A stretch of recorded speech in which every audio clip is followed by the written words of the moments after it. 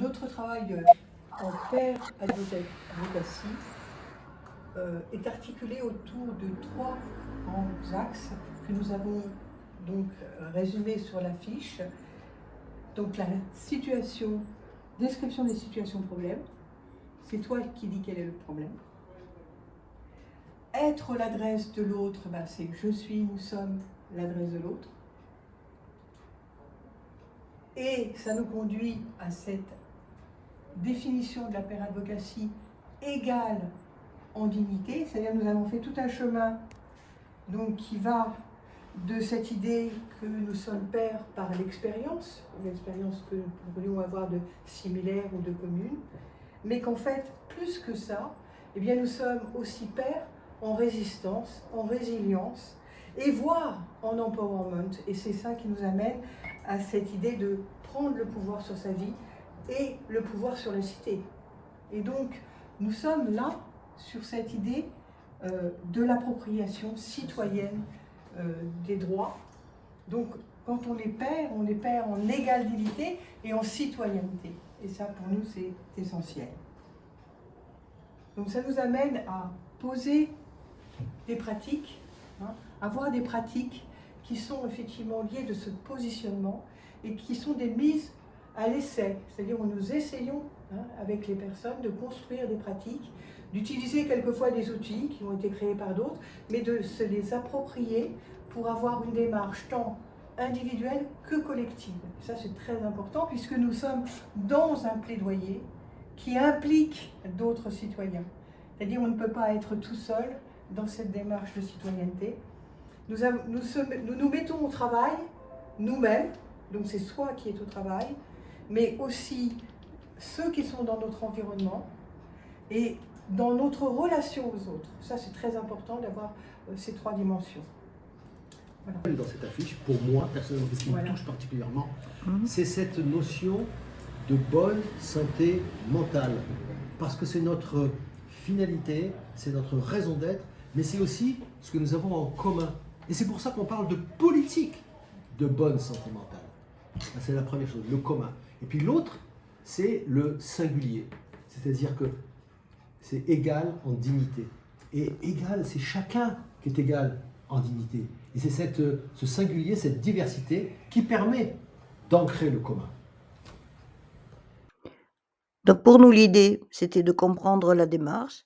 C'est une démarche de pair advocacy qui est pratiquée maintenant depuis plus de 25 ans. Donc c'était important de comprendre. Et nous avons pu comprendre cette démarche en modélisant, en faisant une sorte de modélisation de la pratique et qui aboutit donc à des modules de formation en distance et en présentiel. Et vous pouvez avoir une présentation sur le site de Pair Advocacy. Curatel. Michel sous Curatel a obtenu du juge une carte bancaire Par personnelle exemple, en lien avec son tiercé.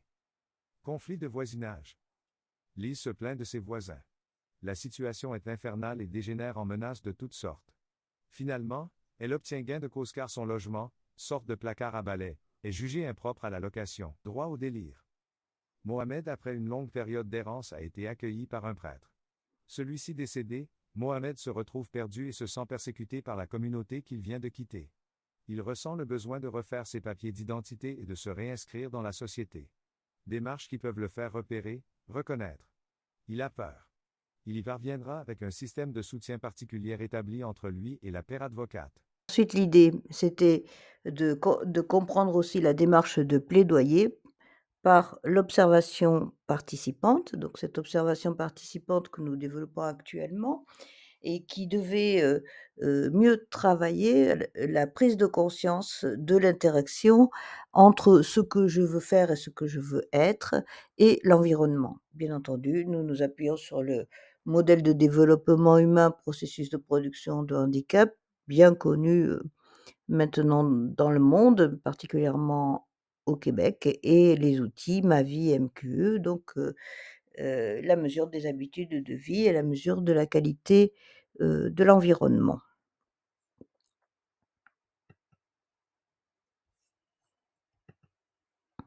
Nous nous appuyons également sur l'arbre des problèmes et l'arbre des solutions, qui est un outil prospectif et participatif, voire un petit peu ludique, mais qui demande une élaboration du raisonnement dans le collectif et qui, du coup, montre, a priori, un écart entre la question de départ qui est posée par le collectif et le résultat vers une visée et donc une visée, sociale, sociétale, une visée politique, aussi et donc c'est ce qui nourrit, aussi notre, contribution au plaidoyer.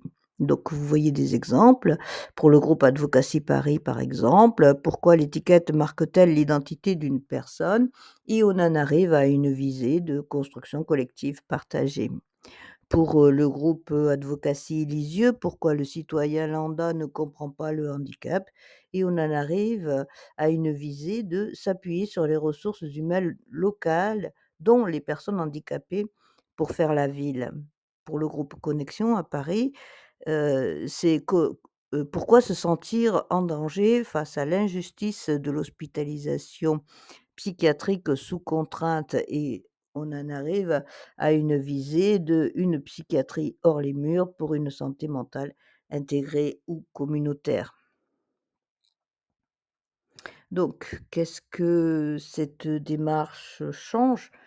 Et bien donc, nous l'avons, un petit peu, dit au fur et à mesure et puis, c'est à chaque fois en fait, que nous essayons de le mesurer. Et ici, donc, nous voyons que pour une participation, citoyenne, pour soi, les réflexions sont, j'ai raison, de me plaindre, et parce qu'il y a du soutien pour le faire. Je n'étais pas informée, je ne connaissais pas mes droits parce qu'aucun professionnel ne me l'a dit. Je peux être bien soignée et voir mes droits respectés selon mes choix. Je n'ai pas à être considérée selon un diagnostic, mais comme une personne à part entière. La psychiatrie n'est pas la santé mentale. Et concernant une participation citoyenne dans la cité, je peux faire valoir ce que je veux faire ou être dans la cité. Je peux militer dans un collectif pour interpeller les pouvoirs publics et les mettre face à leurs obligations, faire évoluer les lois et les dispositifs, veiller à un environnement garant d'une bonne santé mentale.